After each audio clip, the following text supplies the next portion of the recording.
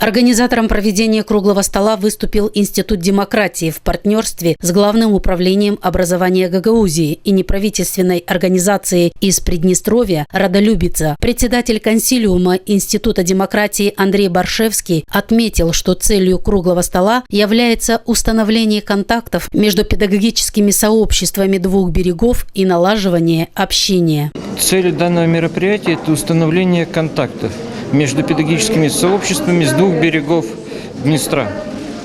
То есть знакомство, налаживание общения, совместные мероприятия. Я думаю, что сегодняшняя встреча будет способствовать сближению именно в плане туристических каких-то организаций, неправительственных организаций. То есть в этом плане людям легче найти общий язык. Мы сегодня слишком политизированы, слишком разобщены, а люди остаются людьми. Два берега Днестра соединяют и родственные, и какие-то духовные связи, общие исторические связи.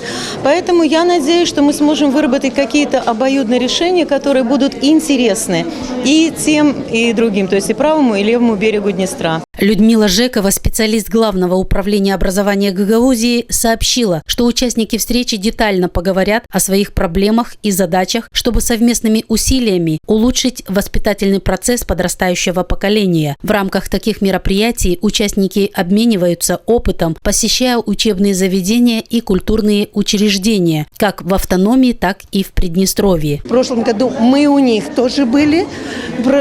Они нам показали свои подворья, показали нам работу одного учебного заведения, и культурная программа была. Мы поняли, что опыт гагаузских учителей заслуживает внимания и того, чтобы его распространяли среди учителей Приднестровья. Естественно, для тех, кто хочет учить и кто хочет учиться, преград просто-напросто не существует.